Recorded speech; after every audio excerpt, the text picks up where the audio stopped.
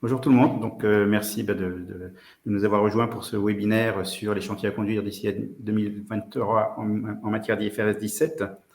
Donc, le but du webinaire, c'est vraiment d'identifier les chantiers qui nous semblent encore à traiter ou partiellement traités auprès de la plupart des grands acteurs et de vous apporter notre expertise sur ces chantiers, d'identifier les enjeux et de voir comment on peut les traiter selon ce qu'on a pu voir et selon nos travaux sur ces sujets-là. Donc, on va se présenter rapidement. Moi, je suis Marc Raymond. Je suis directeur de la practice actuariat du cabinet Asigma. Et Alimatou, je te laisse te présenter. Bonjour tout le monde et merci pour votre participation. Donc, moi, je m'appelle Alimatou Diallo, je suis consultante manager chez Asigma depuis juin et j'ai 8 ans d'expérience en actuariat avec un parcours mix compagnie conseil. Et je suis aussi également le responsable de l'offre IFRS 17 chez Asigma. Merci. Donc, le but de ce webinaire, pour chacun des chantiers, on a identifié les enjeux. Il y aura quelques slides pour présenter le contexte, la complexité des sujets, et puis après, les points à traiter, et puis les facteurs clés de succès et points de difficulté.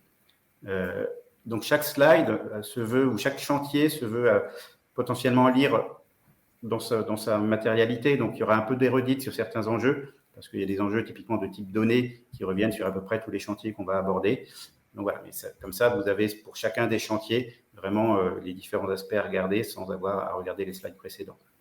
Autre élément important, on a préparé des petits sondages qu'on va vous envoyer, auxquels vous aurez à répondre. Il n'y en a pas énormément, ce n'est pas le but de ce webinaire, mais ce qui permettra de voir un petit peu votre position sur un certain nombre de sujets.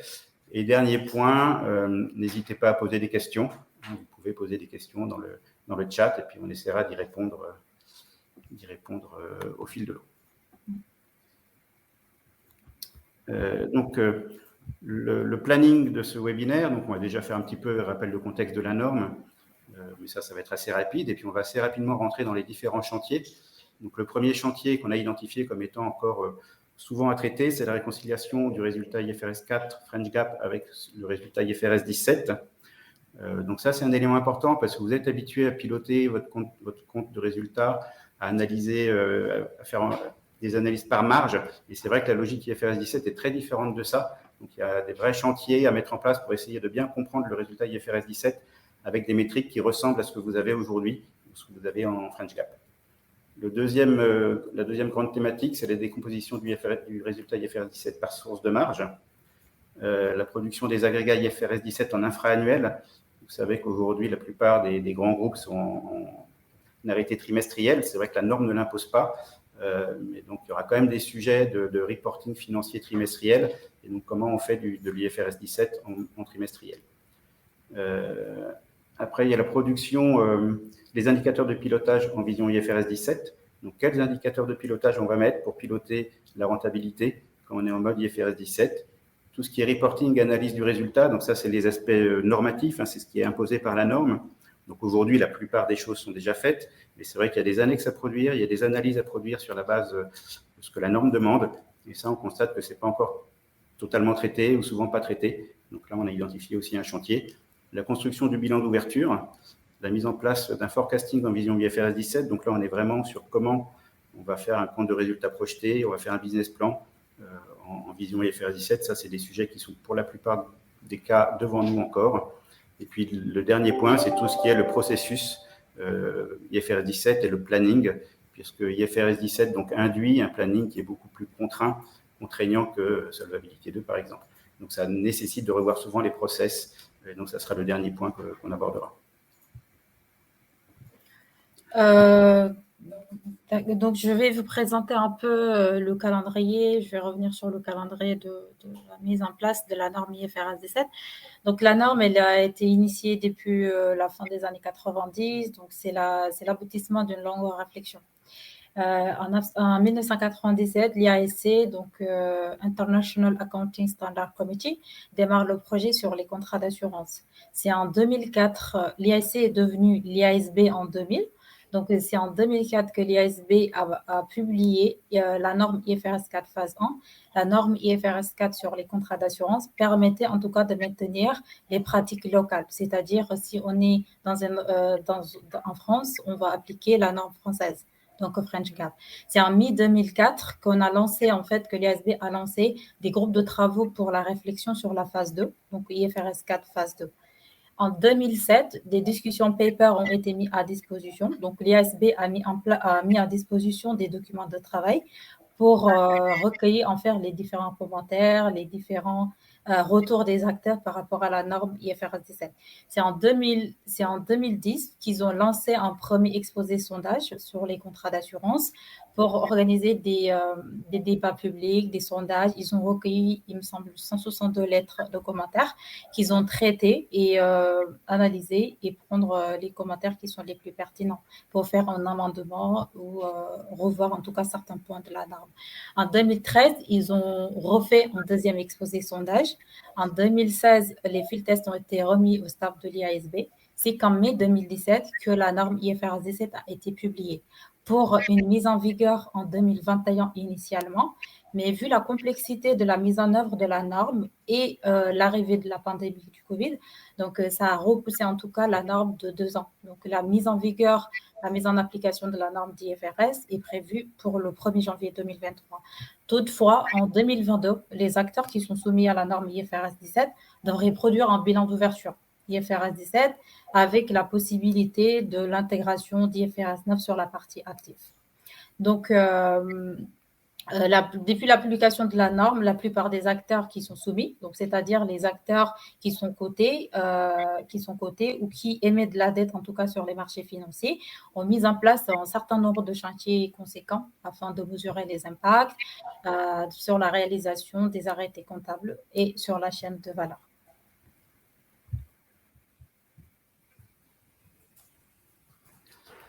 Donc, on est parti de déjà mettre en place des bases de données qui permettent de faire tous les calculs. Donc, toute la partie gauche de ce slide, c'est plutôt derrière, et ce dont on va parler aujourd'hui, c'est plutôt la partie droite. Donc, c'est comment on va mettre en place ce qui reste à mettre en place. Donc, le premier des enjeux, ça a été de mettre en place des bases de données avec des données disponibles à la fréquence souhaitée, à la granularité souhaitée. L'enjeu, c'était souvent de mettre en place des bases de données multinormes qui pouvaient faire à la fois des comptes IFRS 17, Solva 2 et potentiellement French Gap aussi. Après, il y a eu des travaux sur toutes les hypothèses et les méthodes. C'est vrai que la norme impose un certain nombre de choses. Donc, l'actualisation, c'est nouveau. La méthode d'actualisation, l'ajustement pour risque, c'est nouveau. La CSM, c'est nouveau. Donc ça, il y a eu tous des travaux de méthodologie pour faire des choix normatifs dans les calculs. Après, il a fallu mettre en place les modèles. Ça, c'était l'étape suivante, avec une granularité qui est différente de la granularité solvabilité 2, avec la notion de cohorte, avec l'identification des contrats déficitaires. Donc, ça a nécessité d'aménager les modèles. Et là, il y a eu en gros 2 grandes directions. Soit j'essaye d'aménager le modèle solvabilité 2, soit je rebâtis complètement un nouveau modèle. Après, il y a eu des problèmes de stockage de données, parce que c'est vrai que ça génère beaucoup de données. Et donc là, il a fallu mettre en place des données historiques, les effets cohortes, des unités de mesure.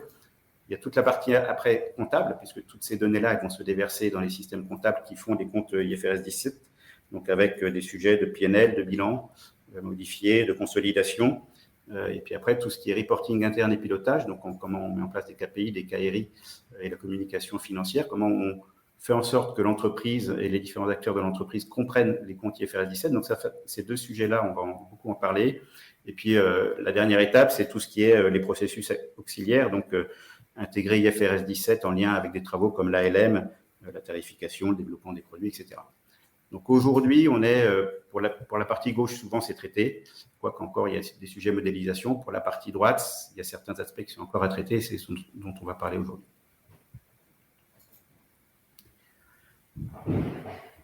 Tu prends ce slide-là, Limatou ?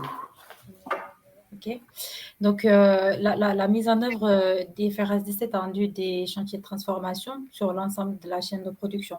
Donc, sur les modèles, il fallait définir quelle méthodologie mettre en place. Donc, l'approche prospective qui est pour l'estimation, en tout cas, du best estimate, pour aussi l'estimation du RA et par la suite le calcul du PNL. La revue des états financiers. Donc, l'IFRS 17 introduit de nouveaux métriques comptables, notamment le revenu d'assurance, la charge d'assurance. Donc, le compte de résultat a été complètement transformé en termes de données, mais aussi en termes de présentation. Ensuite, on a tout ce qui est modèle de reporting. Donc, les modèles de reporting doivent être revus parce qu'on a de nouvelles annexes à produire, de nouveaux états comparatifs à produire, donc pour répondre aux exigences de publication. Donc, on a des exigences aussi en termes de data management.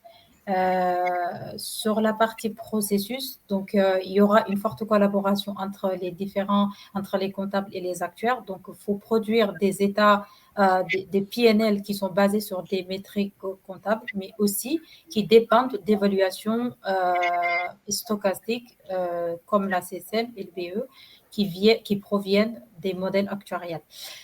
Ensuite, il faut revoir les processus et calendriers d'arrêté. On a déjà un calendrier qui est serré, où il faut intégrer les comptes sociaux, la production S2 et prendre aussi en compte les contraintes IFRS 17. On a la prise en compte des exigences de qualité des données.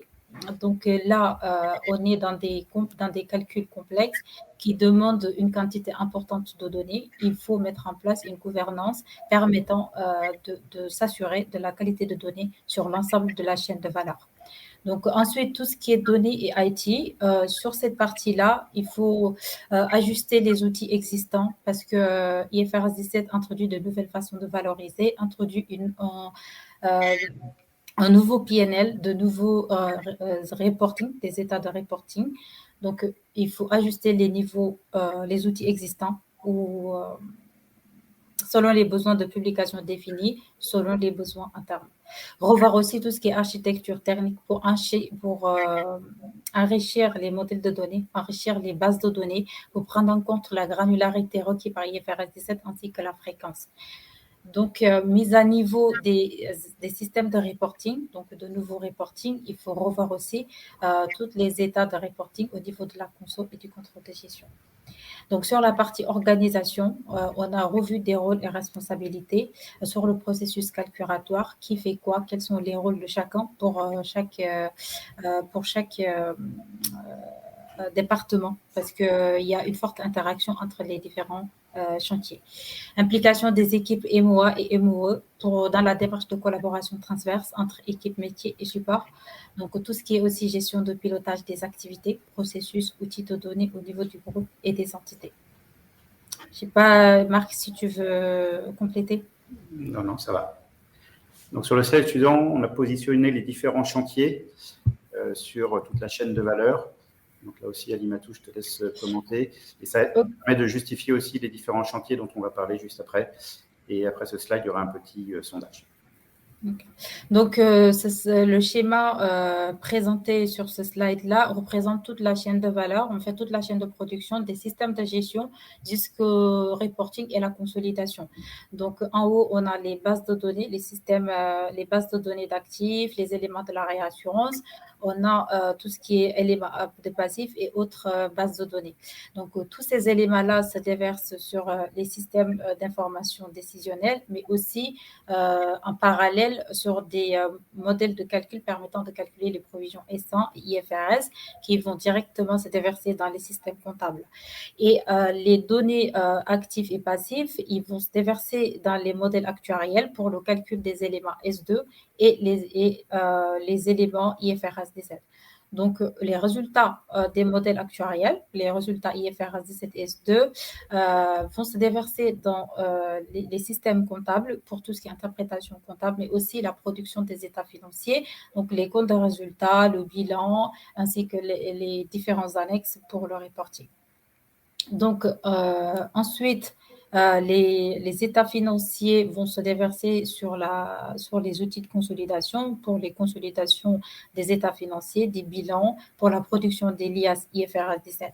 Et en parallèle, on a la partie contrôle de gestion, donc le contrôle de gestion pour le pilotage et la planification du résultat, mais aussi la définition de tout ce qui est coût utilisé dans la modélisation IFRS 17 et S2. Donc là, on a identifié en rose les différents impacts IFRS 17 sur l'ensemble de la chaîne de valeur, mais aussi sur la pratique du marché, par rapport à nos différentes missions. On a identifié aujourd'hui quels sont les chantiers qui restent à être traités d'ici l'entrée en vigueur de la norme. Donc, notamment tout ce qui est réconciliation en C1, tout ce qui est réconciliation du résultat IFRS 4 et French Gap et la décomposition du résultat IFRS par source de marge. Donc ça intervient au niveau comptable, mais aussi au niveau du controlling, donc au contrôle de gestion. Ensuite, on a tout ce qui est production des agrégats IFRS 17 en infra-annuel. Comme le disait Marc, ce n'est pas imposé par la norme, mais c'est des ambitions groupes ou les sociétés d'assurance. Ils souhaitent faire des reportings trimestriels. Dans ce cas-là, c'est les modèles qui sont plutôt impactés. Donc, il faut arriver à partir des modèles existants, mettre en place un modèle qui permettrait de calculer tous les agrégats IFRS 17 à une fréquence trimestrielle ou mensuelle. En chantier 3, on a identifié tout ce qui est indicateur de pilotage. Donc, on a une nouvelle façon de reconnaître les résultats IFRS 17. Qui est basé sur des métriques comptables. Or, les anciens indicateurs de pilotage étaient plutôt basés sur des décisions managériales. Donc, avec IFRS 17, il faut définir de nouveaux indicateurs de pilotage qui permettraient de maîtriser, de piloter le résultat. Ensuite, on a tout ce qui est reporting, analyse des résultats IFRS 17. Donc là, c'était plutôt une exigence réglementaire. On définit qu'est-ce qui est attendu comme état financier, qu'est-ce qui est attendu comme communication auprès du régulateur. Donc, c'est plutôt au niveau de la conso, mais aussi de la compta. Ensuite, on a la construction du bilan d'ouverture. Donc là, en chantier 5, l'arrivée de la norme qui va entrer en vigueur en 2023 nécessite la production d'un bilan d'ouverture en 2022 avec des éléments aussi en complément qu'il faut produire. On a la prévision du résultat IFRS 17. Donc là, c'est comment anticiper un résultat IFRS 17, soit d'une vision trimestrielle ou bien sur une vision sur un plan stratégique bien défini. Et en dernier point, le processus en phase de planning IFRS 17. Donc là, c'est comment intégrer le processus de production IFRS 17 dans un calendrier qui est déjà serré, dans un process qui existe déjà S2 et S1, et donc pouvoir définir un processus multinorme fiable et optimisé. On va lancer un petit sondage rapide auquel vous pouvez répondre en live.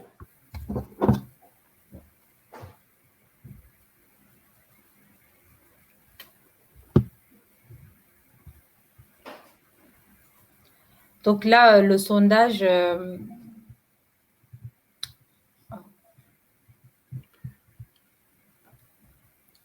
Il est parti? Oui, il est parti. Donc, le sondage, on voulait savoir, parmi les thématiques qu'on a proposées, quelles étaient celles qui vous semblent les plus complexes ou importantes? Sachant que vous pouvez en choisir 3 dans la liste, a priori. Oui.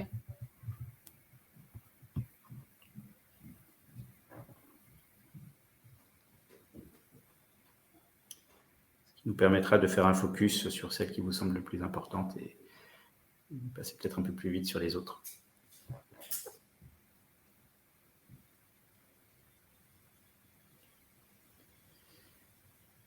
Donc, normalement, il va s'arrêter automatiquement.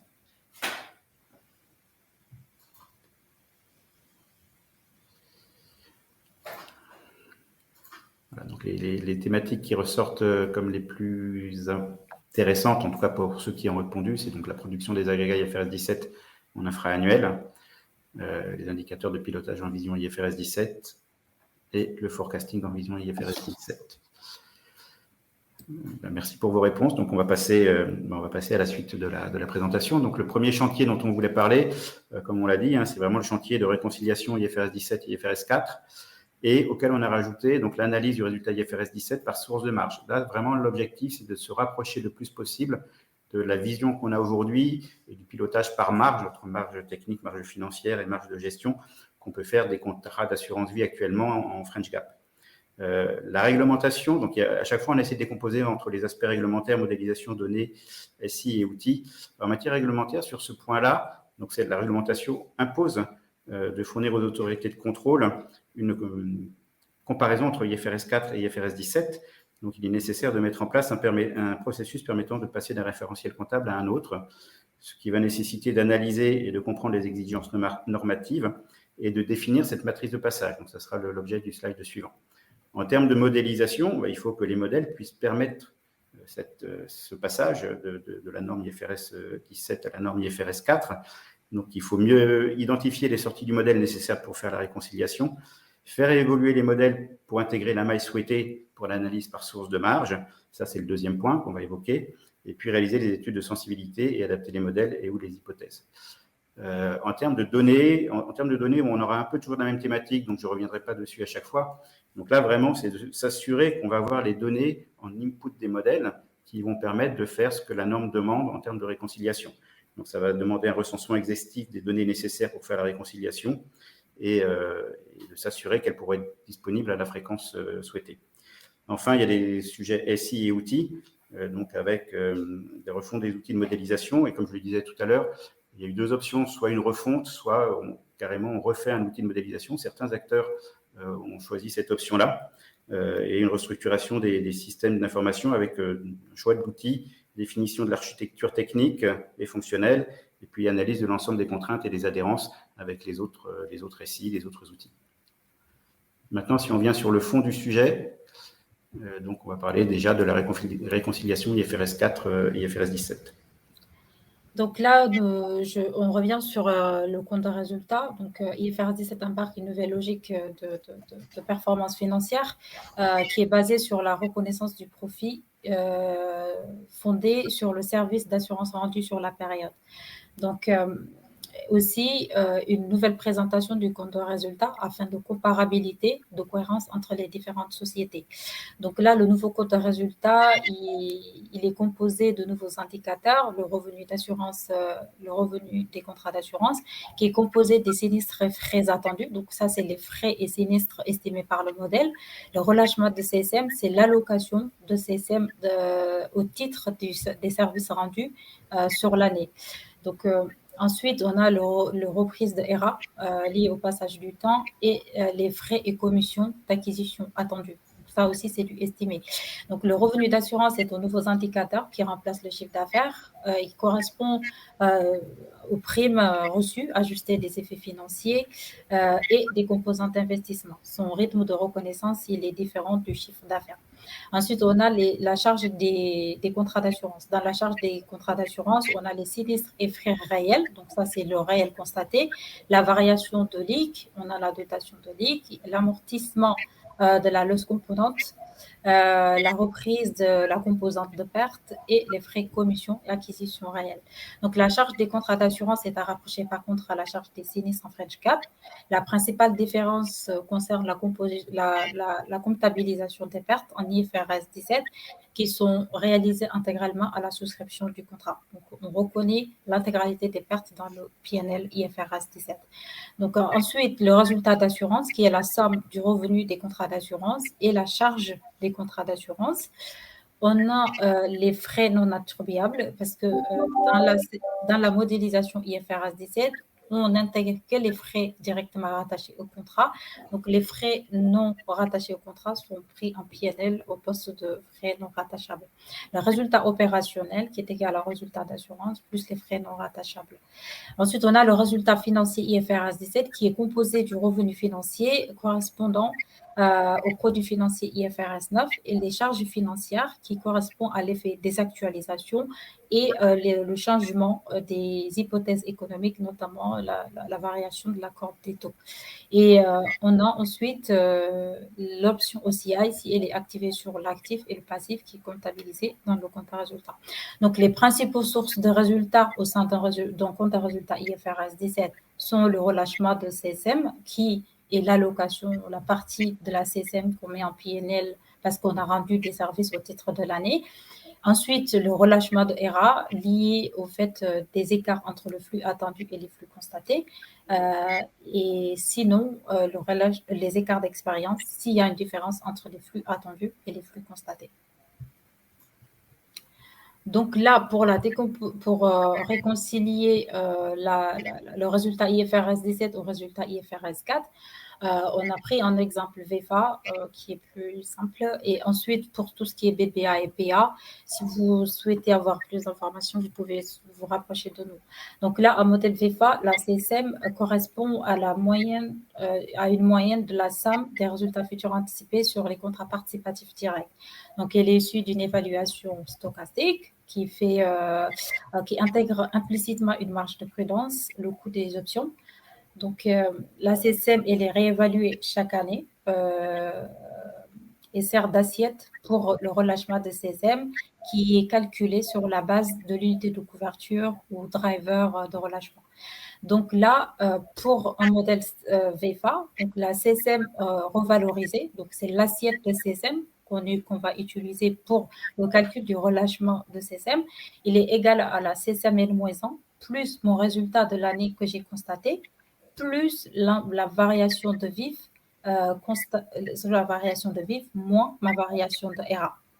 Donc, on dit que la CSM revalorisée, c'est mon assiette de CSM d'ouverture, plus le résultat que je vais constater, plus ma variation des résultats futurs liés à mes changements d'hypothèse future, moins mon relâchement de RA qui est lié au passage du temps.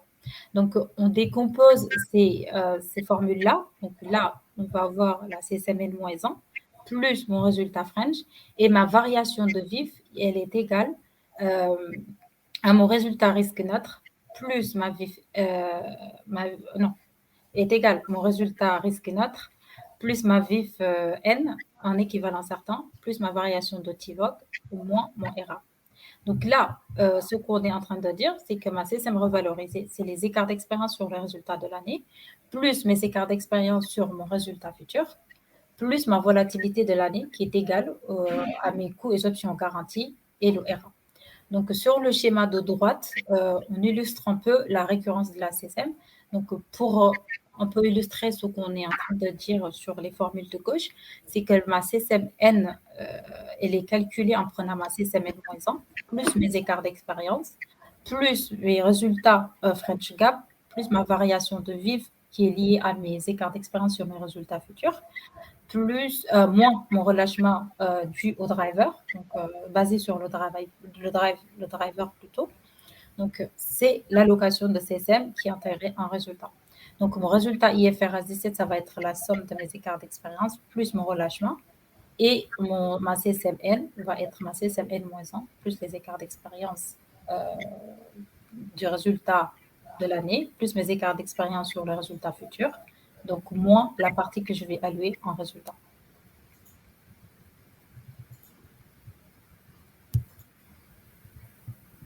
Donc, concernant la décomposition de la CSM par source de marge, donc là, on va avoir une décomposition horizontale et une décomposition verticale.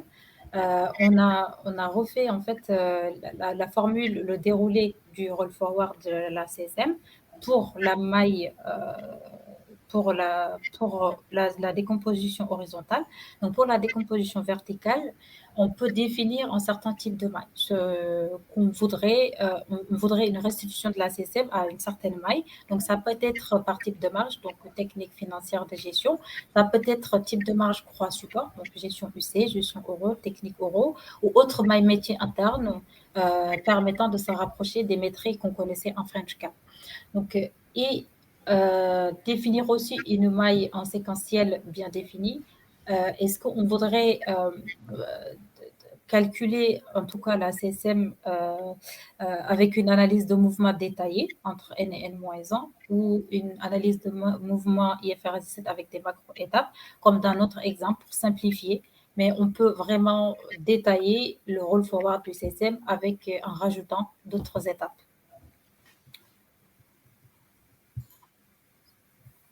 Donc là, pour pouvoir faire cette décomposition verticale, en tout cas par un type de marge, on va se rapprocher de ce qu'on connaît en French Gap. Donc naturellement, un résultat French Gap se décompose naturellement en résultats techniques, en résultats financiers et de gestion.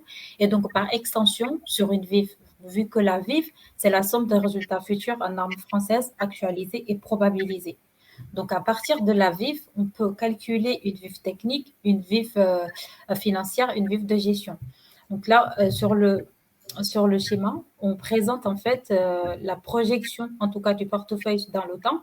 On voit pour chaque année, on peut calculer un résultat technique, financier et gestion. Donc, la VIF technique va être en fait la somme des résultats techniques projetés, actualisés et probabilisés. Pareil pour la VIF financière, la VIF de gestion.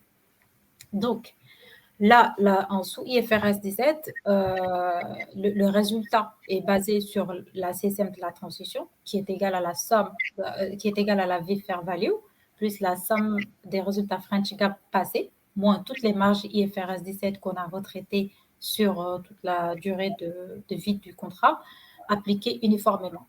Ensuite, pour la revalorisation de la CSM ultérieure, donc la récurrence annuelle, la CSM, c'est égal à la variation de VIF plus les résultats French Gap de l'année en cours. Et d'autres éléments aussi qui rentrent dans le calcul du résultat IFRS 17, donc c'est notamment le ERA. Donc le ERA, ça, on peut le définir comme étant une marge technique euro. Les écarts d'expérience aussi, on peut les distinguer selon en fait une marge technique, une marge financière euro. Donc tout ce qui est chargement, frais et commissions, on peut les affecter à marge financière euro. Et tout ce qui est marge technique, on peut les affecter, tout ce qui est prime et sinistre plutôt, on peut les affecter à marge technique. Donc la réserve de capi, par contre, naturellement, on va l'identifier en marge financière euro. Donc là, l'idée, la première étape, c'est se dire, OK, j'ai une VIF technique, financière, de gestion et je calcule la contribution, la part de chaque type de VIF dans ma VIF globale. Donc la première étape, je calcule des coefficients. Donc c'est quoi la part de ma VIF technique? Donc je prends juste ma VIF technique sur la VIF totale. Ça permet d'avoir un coefficient alpha. Je calcule la même chose sur la VIF financière, la VIF de gestion. Donc j'aurai alpha, bêta, gamma que j'applique en fait sur ma CSM initiale, donc N-1 ou ma CSM de transition pour avoir ma CSM technique, ma CSM financière, ma CSM de gestion. Je fais pareil sur ma CSM New Business pour avoir ma CSM New Business technique, ma CSM New Business financière, ma CSM New Business de gestion. Ensuite, la deuxième étape, c'est donc on a tous les éléments qui entrent dans le roll forward de la CSM. Donc, c'est-à-dire les intérêts crédités, les ajustements au titre des hypothèses futures techniques, des techniques futures. On essaie de les affecter selon l'analyse de mouvement qu'on a à disposition. Là, nous, pour exemple, on a mis des macro-étapes de l'analyse de mouvement, mais idéalement, serait de détailler, en fait, par exemple, pour les hypothèses techniques, récupérer en fait l'impact du changement d'état de mortalité, récupérer l'impact des lois de rachat, des frais, etc. Pareil sur les hypothèses financières aussi, détricoter pour pouvoir avoir une analyse plus fine. Donc là, nous, on a fait des macro-étapes. Il faut après affecter ces éléments-là par type de marge. Donc, les intérêts crédités sont naturellement de la CSM financière. Donc, les ajustements au titre des hypothèses techniques futures vont naturellement ajuster la CSM technique. Les ajustements au titre des hypothèses financières futures vont ajuster la CSM financière. Et l'allocation de la CSM qui est calculée sur la base, en fait, sur l'assiette de CSM globale, c'est-à-dire CSM N-1 plus les intérêts, moins les ajustements, et la CSM N aussi qui est calculée par récurrence, vont se calculer naturellement, en fait, à partir des éléments qu'on a déjà décomposés. Donc, ça, ce sont des approches qu'on a vraiment développées chez les clients et qui permettent de se reconnecter avec une analyse par marge que notamment les contrôles de gestion ont l'habitude de regarder, les actuaires aussi, et en décomposant ça sur tous les blocs demandés par IFRS 17 en termes d'analyse de mouvement. Ouais. Donc, l'objectif, c'est d'arriver à avoir ce schéma-là. Donc, pour chaque bloc, en fait, qui rentre, pour chaque élément qui rentre dans la formule du roll forward de la CSM, le décomposer en éléments techniques, financiers et de gestion. Donc là, on aura la CSM N-1 en CSM technique, CSM financière, CSM de gestion. Pareil, les intérêts, on les affecte en financier. Le new business aussi est décomposé. Les ajustements au titre des hypothèses techniques, ça, c'est de la CSM technique. Les hypothèses financières, c'est de la CSM financière. Et donc, l'allocation en PNL se calcule naturellement sur la base de ces différents éléments. Donc, et ensuite, par ricochet, on calcule la CSM-N. Donc,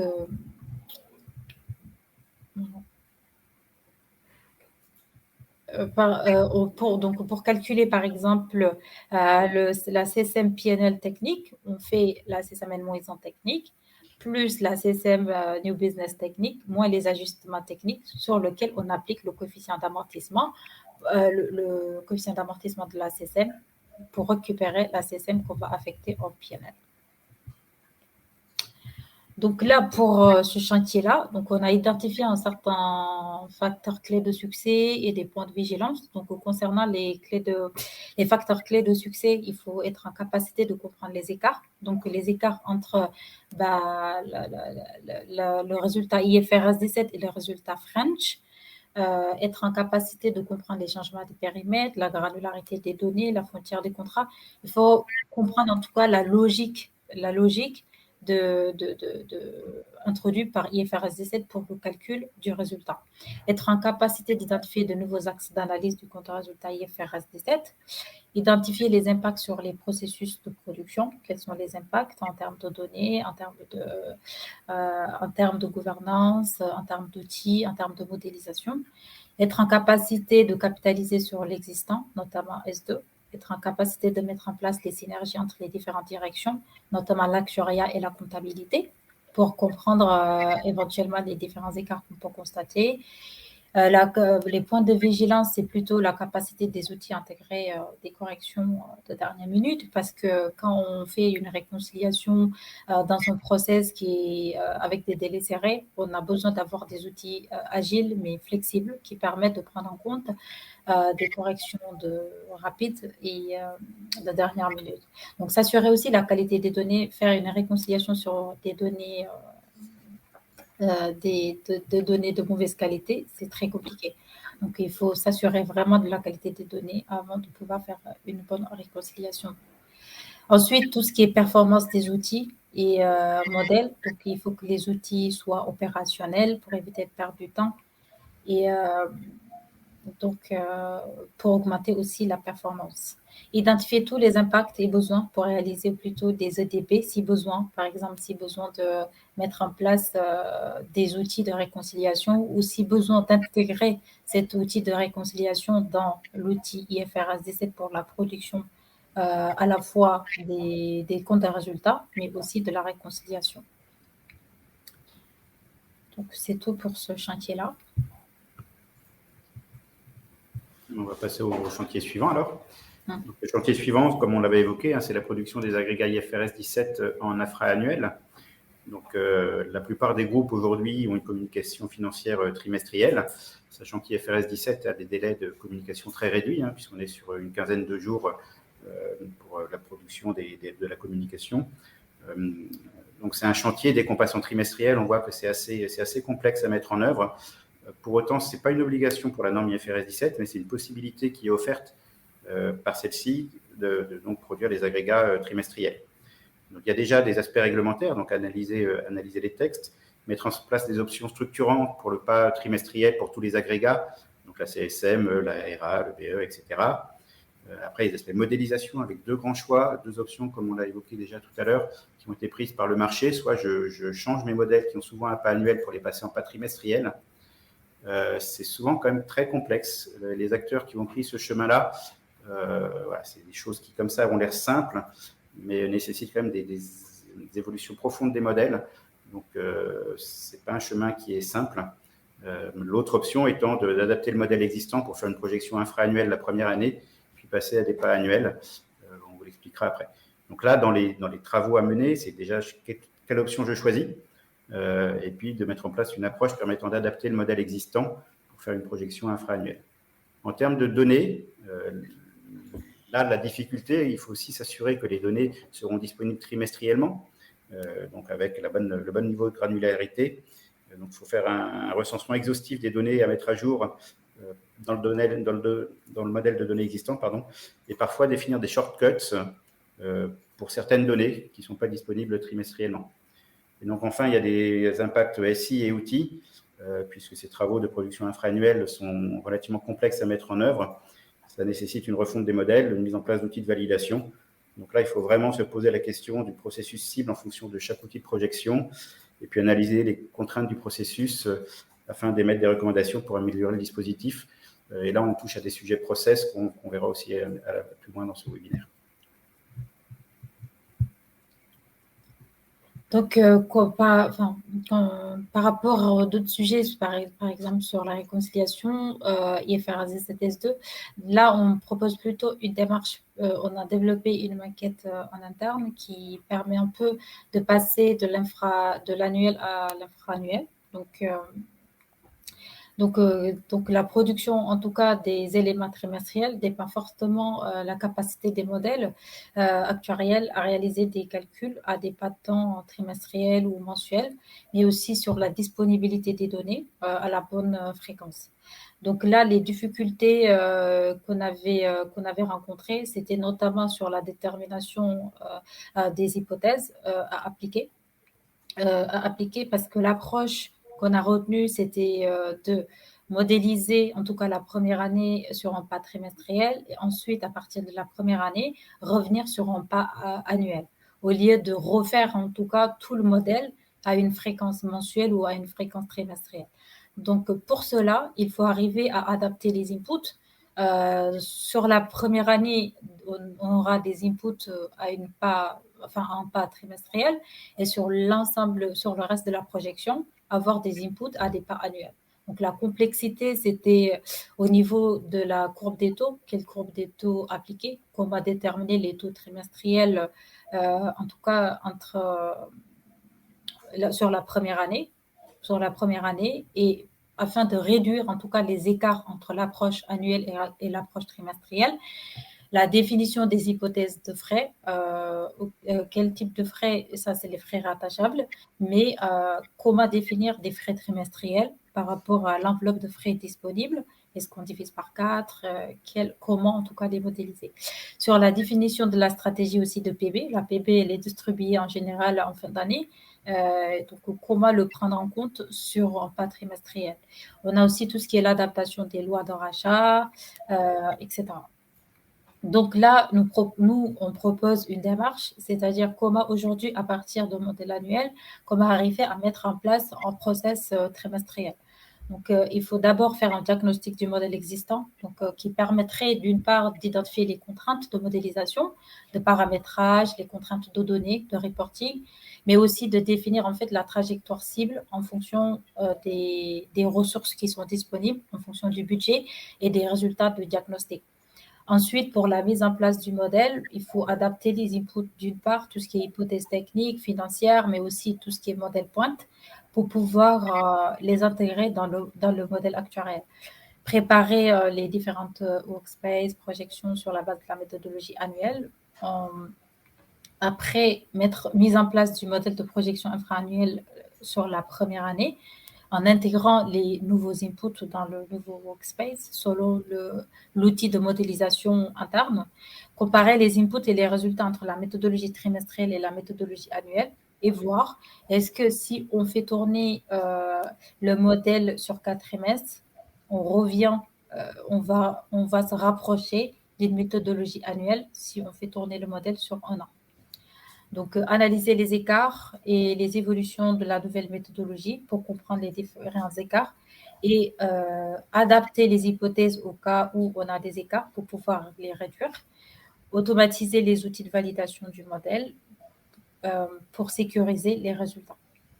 Donc ensuite, il faut mettre en place un process de validation du modèle et la documentation. Donc il faut mettre en place un plan de contrôle sur l'ensemble du modèle. Le fait d'introduire une fréquence plus fine que la fréquence annuelle, ça peut induire des écarts de convergence du modèle, etc. Donc il faut vraiment mettre en place des contrôles pour pouvoir sécuriser et contrôler l'ensemble des données qui sortent du modèle.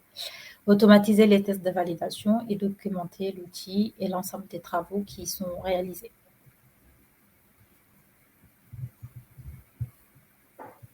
Donc là aussi, on a identifié, comme sur le chantier réconciliation, des facteurs clés de succès, des points de vigilance. Donc pour les facteurs clés de succès, il faut être en capacité d'analyser les modèles existants pour identifier quelles sont les modifications à réaliser. Pour la mise en œuvre des arrêtés trimestriels, il faut être en capacité de mettre à jour les hypothèses techniques, financières, sur une base trimestrielle, parce que le plus souvent, les hypothèses, on les a à base annuelle. Donc, il faut arriver à définir des méthodologies d'estimation d'hypothèses trimestrielles, ou en tout cas mettre en place des shortcuts. Mettre en place, être en capacité de faire évoluer les modèles actuels et à programmer selon l'outil de projection. Donc, à trouver des profils adaptés pour la programmation et faire évoluer les modèles pour pouvoir prendre en compte cette fréquence trimestrielle. Être aussi en capacité de comprendre l'ensemble des écarts entre l'approche trimestrielle et annuelle pour pouvoir adapter les inputs et les données et améliorer en tout cas les écarts qui seront constatés. Être en capacité d'identifier les impacts sur le processus de production pour pouvoir l'intégrer aussi sur la chaîne de production. Adapter, donc les points de vigilance, ce sera l'adaptation de la charge de travail en raison d'une production trimestrielle. Donc la charge de travail pourrait augmenter. Il faut arriver à la lisser. Améliorer l'amélioration continue des inputs du modèle pour réduire les écarts entre l'approche trimestrielle et annuelle.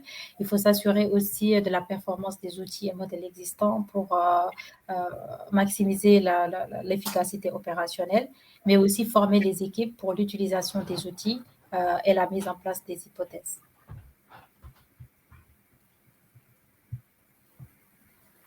Donc, le troisième chantier, c'est la mise en place d'indicateurs de pilotage IFRS 17. Donc, aujourd'hui, dans le monde actuel avec IFRS 4, les indicateurs de pilotage ne sont pas issus des normes comptables. Ce sont souvent des indicateurs qui sont calculés de manière autonome. Donc, on parle d'indicateurs de rentabilité, de valeur, de solvabilité. Demain, avec IFRS 17, vu que la norme est en juste valeur, on pourra créer ces indicateurs et que les délais sont assez courts, on pourra créer ces indicateurs à partir des données comptables. Donc, ça va changer un peu le paradigme. Donc, il va falloir formaliser un PNL de gestion IFRS 17, identifier les études à mener sur les axes du pilotage du PNL et comprendre la volatilité du résultat IFRS 17. Ça, c'est l'aspect réglementaire. Sur les aspects modélisation, il va falloir réaliser un gap analysis entre les indicateurs de pilotage existants et ceux que la norme IFRS 17 va permettre de réaliser de manière quasi automatique et préparer un dossier de choix pour décider des indicateurs qu'on va suivre à partir de la norme IFRS 17, adapter les modèles et ou les hypothèses en conséquence. Sur les données, c'est un peu toujours les mêmes sujets, donc on va devoir vérifier qu'on a les données à la bonne maille, à la bonne fréquence. Par contre, quand on va créer ces indicateurs, ça va créer une quantité de données importante. Donc, en termes de SI et outils, il va falloir créer des data marts pour stocker les données et les historiser et mettre en place des processus automatisés et refondre les outils pour produire ces KPIs à la bonne fréquence et à la quantité importante requise par la norme. On va donc faire évoluer les outils et les processus de contrôle, développer des bases de données, ça c'est important, de créer des data marts spécifiques sur les KPIs à partir des données produites par la norme IFRS 17 et donc tous les calculs qui sont faits à la juste valeur. Donc, on a réfléchi à ces différents indicateurs et à comment les créer, ça va être Alimatou qui va vous l'expliquer. D'accord. Donc, avec IFRS 17, il faut que les acteurs arrivent à mettre en place des indicateurs plutôt plutôt basé sur des normes comptables et non pas sur des décisions managériales. Donc, nous, on a réfléchi sur 3 catégories d'indicateurs. Donc, ça, c'est des exemples qu'on a déjà implémentés chez des clients. Donc là, on va définir 3 catégories d'indicateurs, des indicateurs de profitabilité, des indicateurs de rentabilité et des indicateurs de suivi de la valeur. Donc là, pour les indicateurs de profitabilité, on peut on peut rapporter la CSM sur le BE. Donc, pour mesurer en tout cas la profitabilité des contrats. Ensuite, on peut calculer, on peut rapporter aussi le RA sur le BE plus la vente des primes, donc uniquement sur le BE out, le BE de prestation. Donc, il s'agit d'un taux d'incertitude dans le BE de sinistre. Ce taux, en fait, il devrait rester stable si le calibrage du RA est correctement fait. Donc, le taux, il doit rester stable. Ensuite, on a les indicateurs les indicateurs de perte. Donc là, c'est la loss component qu'on rapporte au BE de sinistre. Donc, c'est un indicateur de taux de sinistre qui ne sont pas en fait couverts par les primes. Donc, ça nous donne la part, en tout cas, des sinistres non couverts par les primes. Donc, plus il est élevé, plus le produit est mal tarifé. Ensuite, pour les indicateurs de rentabilité, on peut définir en fait la croissance opérationnelle des profits futurs. Donc là, c'est la variation de la CSM stock hors environnement économique, plus les allocations de la CSM du stock total, moins la variation CPR stock total hors environnement économique et hors amortissement, moins les composantes d'investissement qu'on rapporte à la CSM, moins les CPR, moins les composantes d'investissement à l'ouverture. Donc, en fait, c'est un indicateur qui mesure l'évolution de la richesse future avant modification, en tout cas, de l'environnement économique. Il permet notamment, en fait, d'isoler l'impact du new business et les hypothèses techniques sur la richesse future. Donc, on peut aussi définir tout ce qui est operating free cash for IFRS 17. Operating free cash flow IFRS 17. Donc là, c'est l'allocation de CSM plus la libération du RA moins les écarts d'expérience moins la variation de CPR total hors amortissement. Donc cet indicateur correspond au résultat d'assurance. Donc un signe positif montre qu'on a du résultat, le résultat est positif. Donc on ne constate pas un résultat négatif sur IFRS 17. Donc, sur le suivi de la valeur, on peut définir la vitesse de reconnaissance des profits sur le stock. Donc là, c'est la système stock.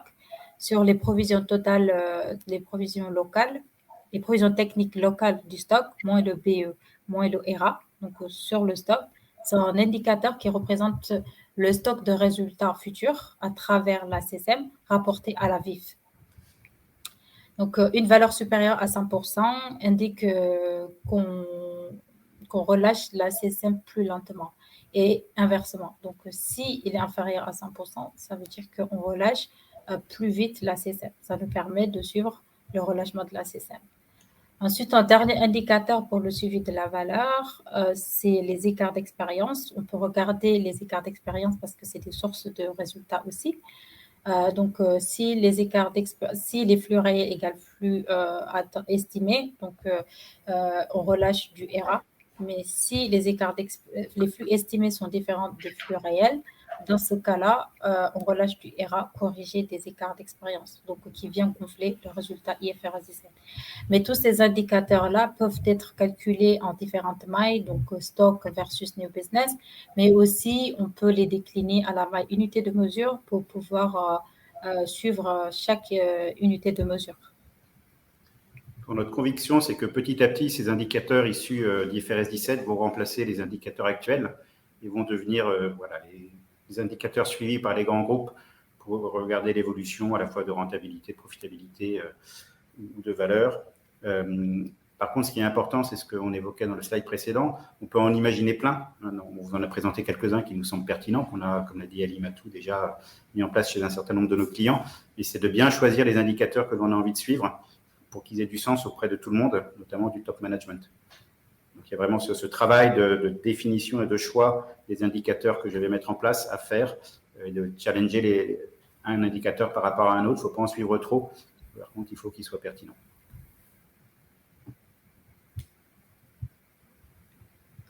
Donc là aussi, on a identifié des facteurs clés de succès, des points de vigilance. Donc pour les facteurs clés de succès, il faut être en capacité d'identifier de nouveaux axes de communication et de pilotage. Qu'est-ce que je veux communiquer, comment je veux piloter mon résultat et mes entités. Donc, mais à minima sous l'axe réglementaire imposé par les États financiers, c'est-à-dire suivre la CCM, le RA, et les écarts d'expérience pour le suivi de la valeur. Donc, être en capacité de développer un nouveau référentiel multinorme, donc activité, contrat, LOB. Donc, c'est arriver de passer d'un référentiel comptable à un autre, d'un référentiel normatif à un autre, pour pouvoir en tout cas comparer un peu les différents indicateurs et se rapprocher de ce qu'on avait avant et se rassurer sur les résultats. Donc, prévoir une alimentation de qualité ou dont la qualité pourra être garantie. Donc, les indicateurs sont calculés sur la base des résultats IFRS 17. Donc, il faut s'assurer de la qualité donc, sur l'ensemble de la chaîne de production.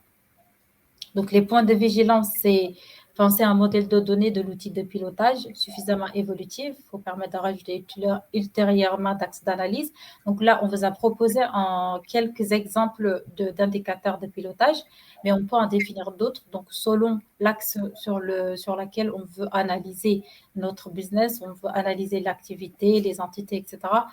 Donc, il faut, dans la mise en place de l'outil de pilotage,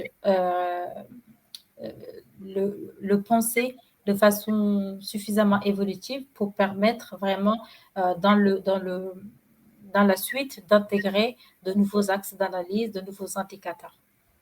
Penser les contrôles et analyses simultanément aux états de collecte de données.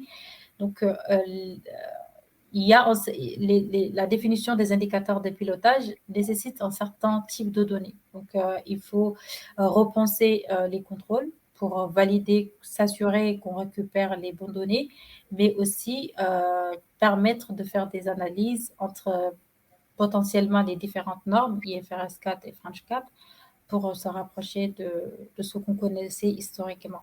Intégrer dans les démarches des contraintes de la communication financière, donc intégrer les contraintes de délai, les contraintes de délai pour la production des données dans les points de vigilance. Voilà pour les indicateurs de pilotage. Donc, le quatrième chantier qu'on a identifié, c'est tout ce qui relève du reporting et des analyses. Donc là, on est vraiment sur ce que la norme demande. La norme, elle demande de produire 3 étapes principalement, le compte de résultat, le bilan et les annexes. Notre constat, c'est qu'aujourd'hui, les grands groupes sont tous occupés déjà à produire des runs, à essayer de produire le bilan, le compte de résultat avec tous les agrégats que la norme demande. Sur les annexes, on est encore assez loin du compte. Donc là, par contre, il faut vraiment faire une analyse réglementaire des annexes, identifier les principaux livrables et voir si tout ce que l'on produit aujourd'hui va permettre de réaliser toutes les annexes demandées par la norme. Et l'autre point sur lequel on pense qu'il y a encore du chemin, c'est de l'analyse. C'est-à-dire que la norme demande aussi d'analyser un certain nombre de choses.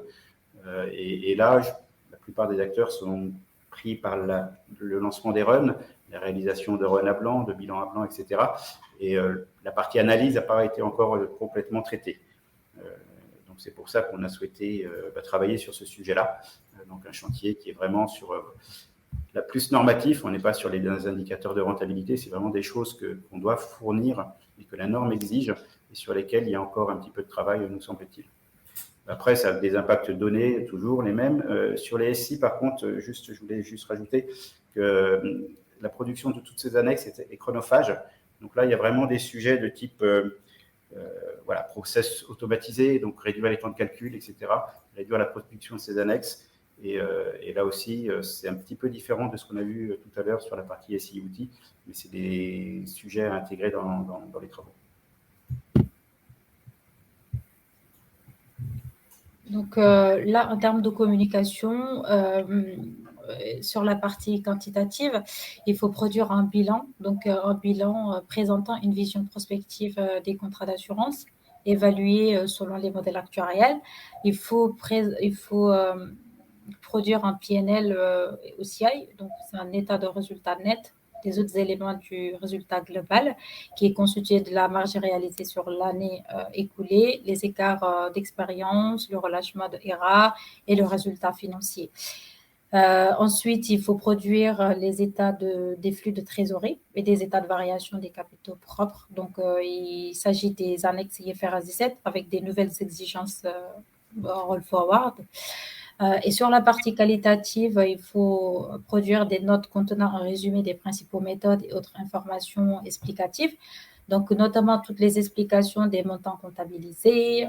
Il faut intégrer aussi tous les jugements d'experts importants portés sur l'application de l'IFRS 17, la nature et l'ampleur des risques découlant des contrats d'assurance, la transition, tous les autres changements sont à rédiger et à alimenter pour les notes à produire. Donc là, les nouvelles exigences majeures liées à IFRS 17 en termes de reporting. Donc, c'est la réconciliation expliquant les montants comptabilisés. Il faut préparer des états de rapprochement, des montants comptables pour les contrats évalués selon l'approche BDA, qui présente une variation des composantes unitaires au cours de la période de référence. Donc, analyse de mouvement qui explique la variation du best estimate, du ERA entre l'ouverture et la clôture, et présentation individuelle des indicateurs tels que le revenu d'assurance, la CSM reconnue en PNL durant la période, le ERA, les sinistres attendus, toute l'analyse de mouvement, tous ces éléments doivent être produits. Donc, en termes de méthodologie et hypothèse, donc il faut expliquer l'ensemble des méthodologies utilisées pour le calcul du BE, du ERA, de la CSM et les données utilisées pour l'évaluation du BE, de la CSM et du ERA. Donc, notamment la courbe des taux, toutes ces données-là doivent être décrites. La publication relative au changement de méthode, données, hypothèses utilisées pour valoriser les contrats en mettant en évidence les types de contrats affectés. Donc, il faut aussi indiquer tous les changements de méthodologie, de données, hypothèses utilisées pour le calcul de la CSM. Les risques liés au contrat d'assurance, donc ça aussi c'est une modification majeure. Donc la troisième, c'est il faut fournir des informations sur le type, la source, la concentration du niveau de risque qui sont liés au contrat existant, mais aussi il faut expliquer les mesures, les processus, les méthodes utilisées pour gérer le risque contractuel. Pour le risque d'assurance, il faut réaliser une analyse de sensibilité qui va montrer la matérialité du PNL et l'equity, d'une modification potentielle des variables de méthode de risque, les inputs utilisés dans la préparation de l'analyse de sensibilité. Donc, ces trois modifications majeures, ils auront des impacts sur le modèle, sur le processus, sur les outils, sur l'organisation. Et la difficulté de mise en œuvre dépendra de la trajectoire définie en projet lors du cadrage du projet IFRS 17. Donc là, les facteurs clés de succès, c'est il faut être en capacité toujours d'identifier des nouveaux axes d'analyse nécessaires au processus de consolidation. Donc, il faut repenser en tout cas le process de consolidation, vu qu'on produit de nouveaux états financiers, on produit un nouveau bilan, on produit des annexes, les notes accompagnant ces états financiers qui sont totalement différents de ce qu'on avait avant. Donc, il faut être en capacité de repenser le processus de consolidation et la production de l'ensemble des annexes et reporting. Être en capacité de maîtriser l'ensemble des impacts, donc les changements de périmètre, intégrer les impôts différés, les flux de trésorerie. Être aussi en capacité de mettre en place des outils de consolidation, d'analyse et de reporting automatisés. On manipule une quantité importante plutôt de données à une fréquence importante aussi. Donc, il faut être en capacité d'automatiser aussi l'ensemble des outils d'analyse et de reporting. Donc, les points de vigilance, c'est penser à un modèle de données aussi de l'outil de consolidation qui permettrait la saisie unique, mais aussi qui est suffisamment évolutif pour permettre l'ajout ultérieur d'axes d'analyse. Donc, des outils toujours flexibles qui permettraient d'intégrer de nouvelles évolutions. Concevoir des états de collecte qui ne soient pas la recopie de l'annexe qui est attendue, mais permettant son contrôle, son analyse et d'autres annexes. Donc, il faut créer des bases de données intermédiaires permettant de récupérer l'ensemble des données en sortie de modèle avant d'alimenter, en tout cas, les annexes directement pour être en capacité de réaliser des analyses, des contrôles et pour se valider sur les annexes produits.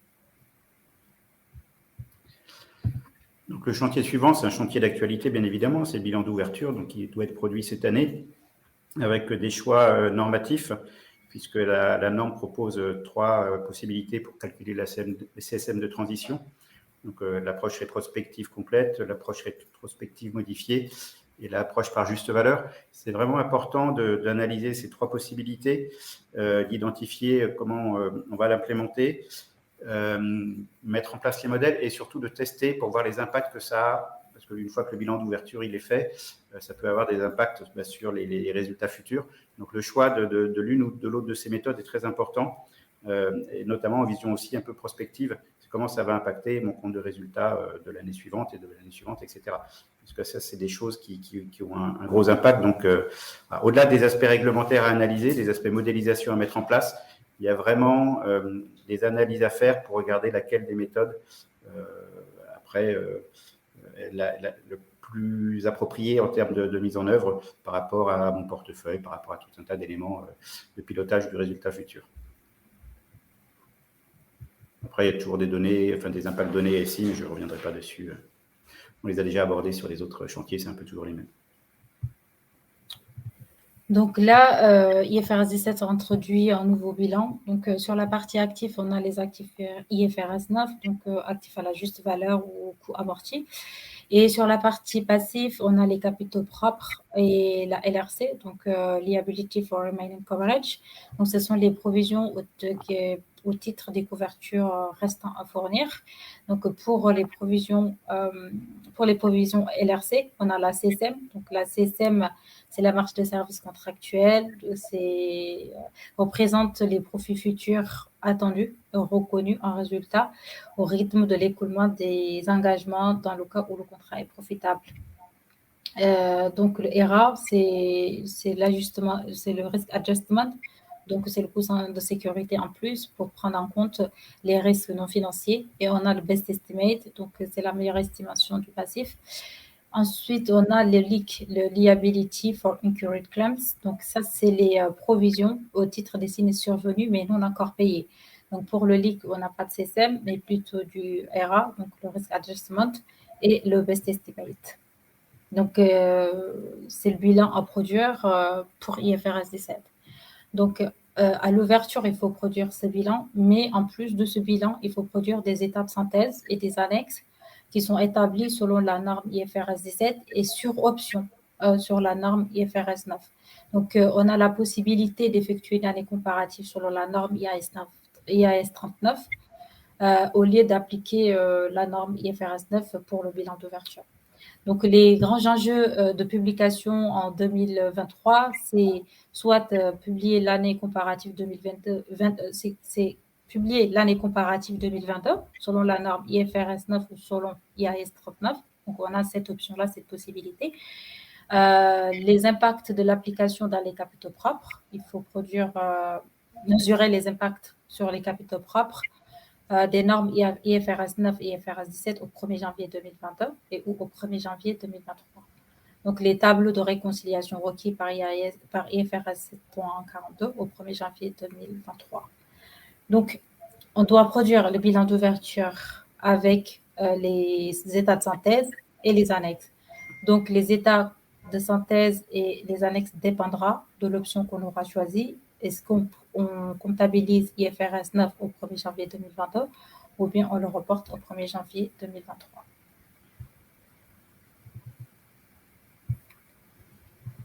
Donc là aussi, les facteurs clés de succès, c'est il faut fiabiliser les données. Donc des SI amont, granularité, fréquence, délai et qualité. Dans ce chantier-là, la production du bilan d'ouverture dépend aussi de la transition. Donc dans la transition, il faut être en capacité d'avoir les données nécessaires pour mettre en place le modèle, en tout cas l'approche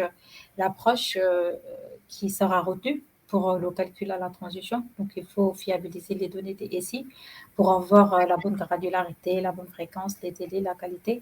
Fait travailler l'ensemble des équipes actuarielles. La production du bilan fait intervenir des éléments actuariels, mais qui seront remplis par les comptables. Donc, il faut une forte interaction entre les actuaires, la comptabilité, la conso aussi, la consolidation. Être en capacité d'identifier des leviers futurs de résultats, donc de pilotage et d'analyse induit par la CSM à la transition. Donc, c'est comment je me positionne par rapport à la CSM de transition. Est-ce que je mets beaucoup de CSM? Est-ce que je ne mets pas beaucoup de CSM?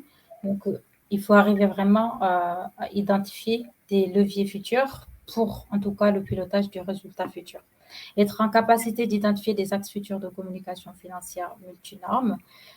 C'est la mise en place d'outils multinormes facilitant la communication dans un environnement multinorme, vu qu'on doit produire des états financiers en IFRS 17, mais aussi en French GAAP et en Solvado. Les points de vigilance, c'est la performance des outils, donc avoir des outils comptables et des outils de consolidation permettant très évolutifs et flexibles, permettant d'intégrer rapidement des changements et des évolutions futures.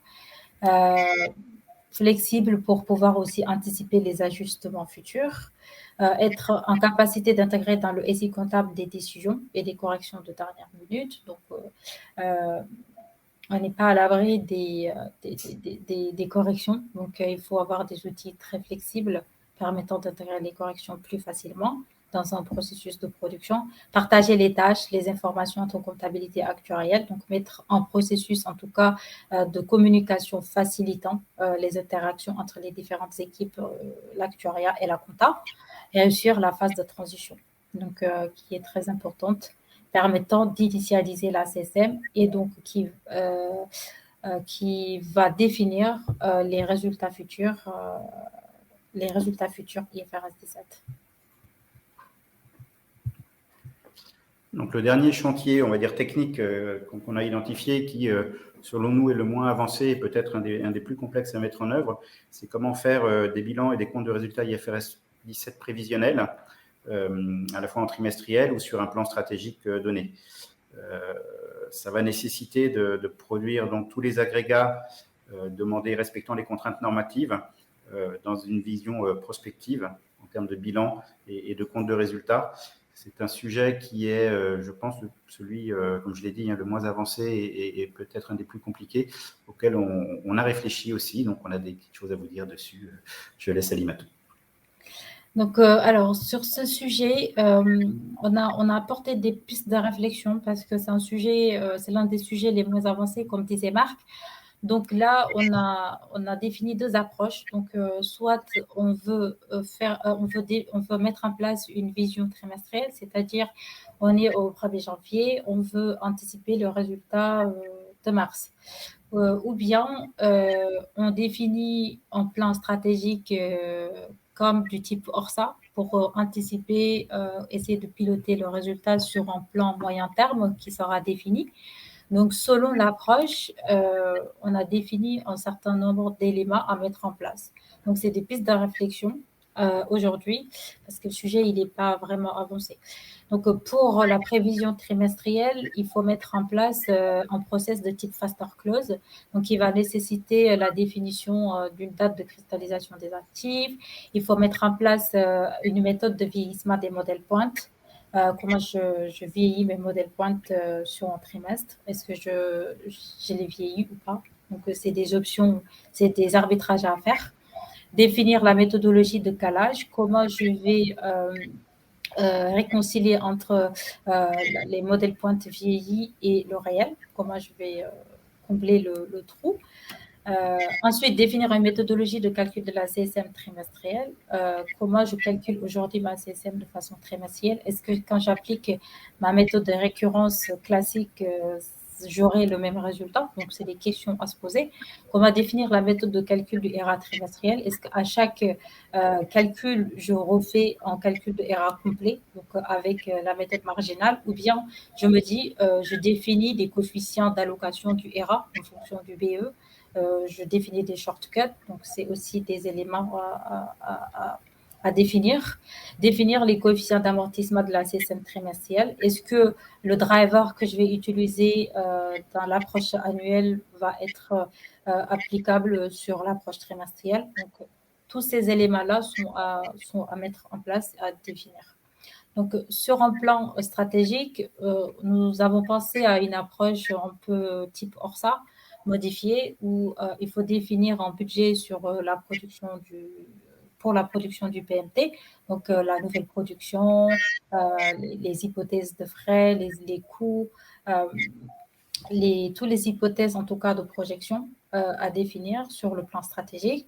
Ensuite, adapter la méthodologie de projection de l'actif. Donc, il faut projeter les actifs sur le PMT. Il faut adapter la méthodologie de projection du passif. Il faut savoir comment je projette mes coûts, comment je projette mon BE, comment je projette ma CSM, comment je projette tous les éléments du passif sur ce plan stratégique. Donc, il faut définir la méthodologie de projection. Ensuite, définir les hypothèses de projection technique et financière. Comme je disais, quelle courbe des taux je vais appliquer, quels sont les coûts que je vais récupérer, quelle est la loi de rachat, quelles sont la stratégie du PB, la stratégie financière à mettre en place. Tous ces éléments-là sont à définir sur le plan stratégique. Donc, mise en place d'une méthodologie simplifiée pour le calcul du RA. Donc, est-ce qu'il faut calculer un RA sur le plan stratégique ou bien je vais définir une méthodologie simplifiée pour le calcul du RA. Donc, mise en place aussi d'une méthodologie simplifiée de l'analyse de mouvement pour la détermination de la CSM annuelle à la fin de l'année. On a besoin de réaliser une analyse de mouvement pour pouvoir identifier en fait les éléments qui ajustent la CSM et les éléments qui vont directement en PNL. Donc, est-ce que sur ce plan-là, chaque année, je vais reproduire une analyse de mouvement qui va nécessiter des ressources importantes, du temps de travail, etc. Donc là, il faut choisir quel type d'analyse de mouvement à mettre en place ou des drivers aussi pour pouvoir ajuster ma CSM sur le plan stratégique. Ensuite, définir des coefficients d'amortissement de la CSM. Quel coefficient d'amortissement je vais utiliser? Est-ce que je les laisse flat? Est-ce que je les définis quand même pour chaque année de mon plan stratégique? Donc, c'est toutes ces questions-là qu'il faut se poser et arriver à statuer sur l'ensemble de ces points pour pouvoir mettre en place un processus prévisionnel. Donc là aussi, on a identifié un certain facteur clé de succès. Donc, il faut être en capacité à concevoir des prototypes avant la phase d'outils. Donc, c'est savoir mettre en place des maquettes Excel qui permettraient un peu de répliquer la trajectoire cible ou l'outil, en tout cas la méthodologie cible, avant de l'intégrer dans la phase outil. Être en capacité d'alimenter les données des SI amont pour obtenir en fait l'ensemble des données nécessaires pour la production du compte de résultat ou du bilan prévisionnel. Donc, il faut avoir les données à la bonne granularité, à la bonne fréquence, tout en respectant les délais, mais aussi en s'assurant de la qualité. Donc, aussi être en capacité d'identifier des leviers futurs de résultats et de pilotage d'analyse. Donc là, on est plutôt dans une vision dans un objectif de pilotage, d'anticipation du résultat. Donc, il faut arriver à identifier des leviers futurs de comment je peux améliorer mon résultat, comment je peux le piloter, comment apporter des analyses complémentaires. S'assurer de la performance des modèles et outils. Donc, est-ce que mes modèles actuariels aujourd'hui, ils sont en capacité de réaliser un faster close, donc, ou les outils disponibles ou pas? sur le plan stratégique, est-ce que j'ai mes outils qui sont disponibles, mais aussi est-ce qu'ils sont en capacité de réaliser les méthodologies qui sont définies, être en capacité à capitaliser sur les modèles S2. Donc, comme je disais, sur le plan stratégique, on peut capitaliser essentiellement sur les travaux ORSA pour pouvoir essayer en tout cas de définir un résultat sur un plan stratégique. Les points de vigilance, c'est la capacité des outils intégrés, voilà. Le cas échéant des décisions et des corrections de dernière minute, c'est un point de vigilance qui se répète sur tous les chantiers, qui est assez transverse. Donc, il faut toujours qu'on arrive à mettre en place des outils flexibles et suffisamment évolutifs qui permettent de prendre en compte les futures évolutions en cas de changement ou d'amendement de la norme. S'assurer la qualité de données. Donc, la qualité de données permettrait de sécuriser les résultats et de maîtriser aussi le résultat. La performance des outils et modèles pour maximiser l'efficacité opérationnelle, identifier tous les impacts et besoins pour réaliser ou plutôt des expressions de besoins au cas où on aurait besoin de mettre en place des outils pour l'implémentation, en tout cas de la méthodologie qui seront définies pour définir en tout cas le résultat anticipé. Donc, c'était le dernier chantier technique, comme on l'a évoqué. Du coup, on va lancer un petit sondage, comme on a fait au début, rapidement sur ce dernier chantier.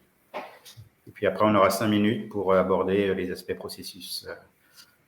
Donc là, la question, c'est avez-vous déjà défini une stratégie de pilotage prospectif du résultat IFRS 17? Oui ou non?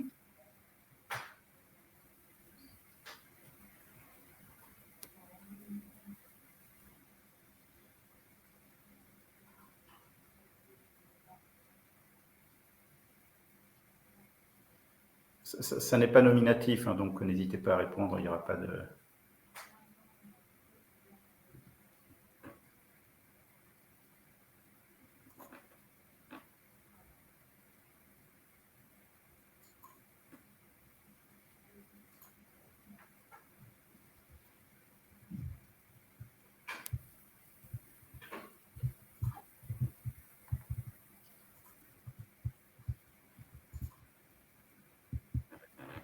Alors, pas énormément de réponses, mais a priori, c'est plutôt non que oui, d'après ce que je vois à l'écran. Voilà. Mais c'est, comme on l'a dit, hein, c'est le chantier qui, pour nous, effectivement, est le moins avancé. C'est ce qu'on constate chez nos clients. C'est sur les chantiers sur lesquels on travaille actuellement, avec tous les autres qu'on a évoqués, bien évidemment. Hein. Mais celui-ci est vraiment le moins avancé. Donc, à Limatou, on va parler rapidement du dernier chantier, donc tout ce qui est processus, planning, organisation, parce que c'est vrai qu'on a des délais très contraints quand on va faire les comptes IFRS 17. Donc, ça chamboule quand même pas mal les processus. Et donc, on a deux derniers slides. On va faire rapidement pour laisser un peu de place aux questions s'il y en a. Okay. Donc, on est dans un environnement de délai très serré, d'un planning très serré. Donc, les exercices à blanc ont mis en évidence la nécessité de mettre en place un processus équivalent à S2, mais avec un planning beaucoup plus restreint. Donc là, le tableau, enfin le calendrier à gauche, met en évidence les jalons clés pour les comptes sociaux qui devraient être produits plus rapidement en raison en raison de la cristallisation des actifs au 31 décembre. Donc, les comptes seront à produire mi-janvier. Pour S2, des jalons sont plus resserrés en raison des ambitions groupes qui voudraient publier, en fait, qui souhaiteraient publier leurs comptes à mi-février pour répondre aussi aux exigences réglementaires imposées par la CPR. Et donc, les comptes IFRS 17 doivent être produits entre J+100 et J+15. Donc, on a des enjeux pour répondre en tout cas aux enjeux de la norme et réduire les délais de production pour respecter les jalons clés. Une adaptation et une optimisation des processus actuels est nécessaire. Donc, cette optimisation et cette adaptation des processus est basée sur 4 dimensions, donc le processus calculatoire, production des reportings, la gouvernance et le plan de contrôle. Donc là, sur la partie processus calculatoire, il faut arriver à concevoir, optimiser et automatiser et documenter l'ensemble des process, que ce soit calculatoire, comptable, de consolidation, sur la base de l'architecture actuelle. Donc aussi être en capacité d'identifier les synergies possibles entre S2 et IFRS 17 pour limiter les impacts en charge opérationnelle sur la production multinorme.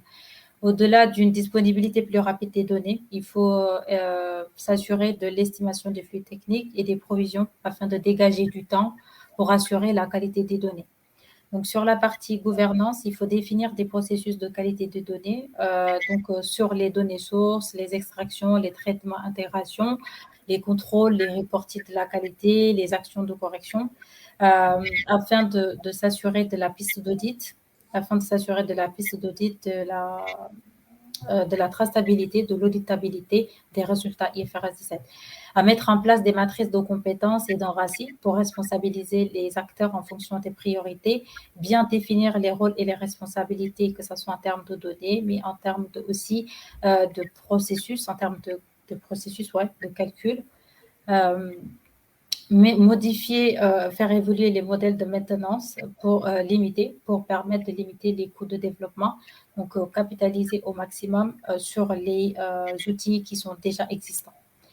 Ensuite, sur la partie développement, production des reporting, donc il faut développer des principes et planning d'arrêté pour la production des templates d'état financier, des notes d'information consolidées qui sont exigées par la norme.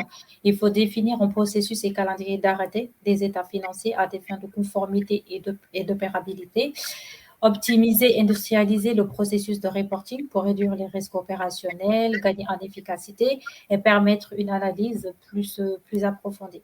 Et donc, sur la partie plan de contrôle, il faut mettre en place un plan de contrôle sur l'ensemble du processus pour s'assurer de la piste d'audit, donc assurer la traçabilité des éléments produits à chaque étape du process. Mettre en place des contrôles de cohérence, des méthodes sur l'ensemble des processus de validation des éléments produits à chaque étape de processus, règles de clôture, harmonisation, estimation, cohérence. Mettre en place aussi des tests de backtesting, des résultats obtenus pour comparer entre l'estimé et ce qui est réalisé. Donc, pour résumer, il faut définir un processus cible qui va permettre de respecter les jalons cibles, la traçabilité des éléments produits sur la base d'une dimension organisationnelle qui va intégrer les nouvelles ways of change. Voilà, on arrive à la fin de ce webinaire. On a un dernier sondage qu'on va vous envoyer très rapidement aussi. Puis on vous laisse répondre, on le commente, et puis si on aura du temps pour des questions, si vous avez des questions.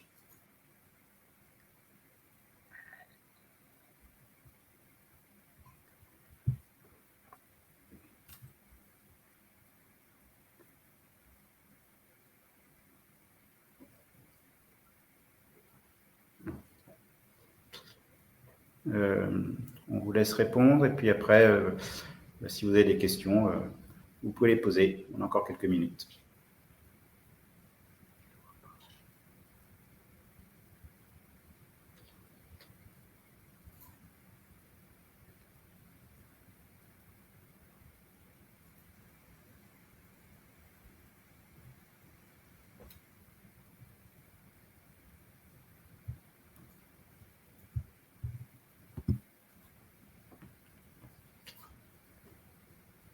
Donc, la question, c'est parmi les sujets évoqués, quels sont ceux qui sont prioritaires à déployer ou du moins commencer, mais non aboutis au sein de votre structure? Je pense qu'on commence à avoir les réponses, Marc.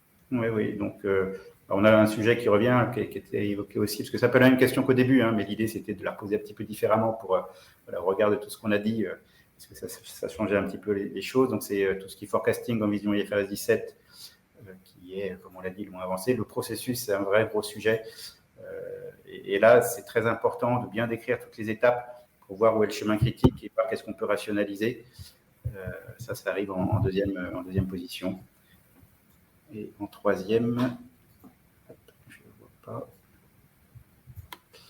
Et en troisième, tout ce qui est réconciliation du résultat IFRS 4 French Gap, IFRS 17 French Gap, pardon, et puis l'analyse par source de marge. En quatrième, la production des agrégats IFRS 17 en infra-annuel. Donc on voit qu'on retrouve un petit peu les mêmes thématiques qu'au début. On espère qu'on aura éclairé par nos travaux, vos travaux sur ces sujets. En tout cas, on vous remercie beaucoup d'avoir assisté à ce webinaire et il y a des questions, donc on va les prendre. Ce n'est pas une question, c'est quelqu'un qui nous remercie, donc merci pour ce commentaire, ça nous fait plaisir. N'hésitez pas à nous contacter si vous avez des sujets. Voilà, Alimatou, je pense que vous l'avez compris, connaît tout ça sur le bout des doigts, donc elle saura, avec nos équipes, vous apporter des réponses. En tout cas, on vous remercie beaucoup et puis on vous souhaite une bonne soirée s'il n'y a pas d'autres questions.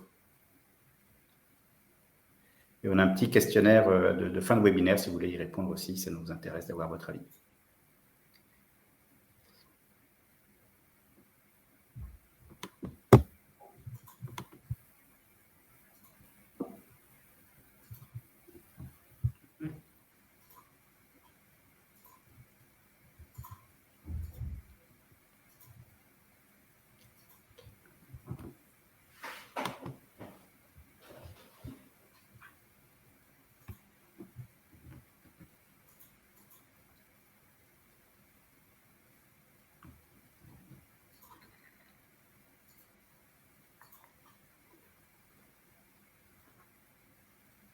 Bon.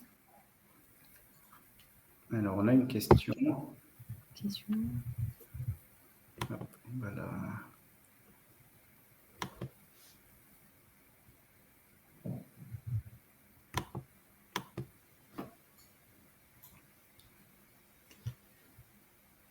La question a disparu. Ah, si, je l'ai vue là.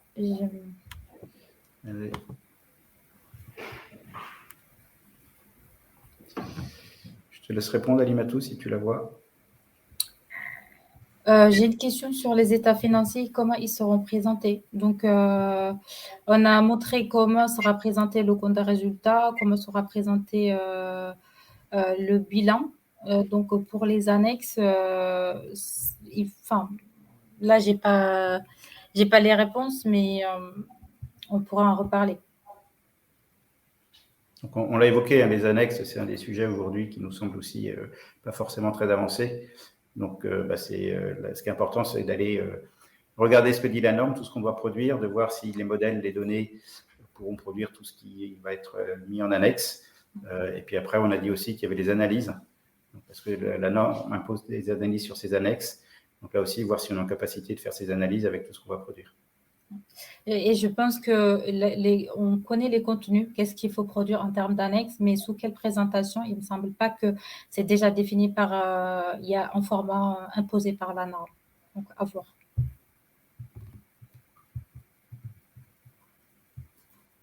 Bon, écoutez, s'il n'y a pas d'autres questions, on vous dit bonne soirée. Merci d'avoir assisté à ce webinaire et donc on se tient à votre disposition. Merci, bonne soirée.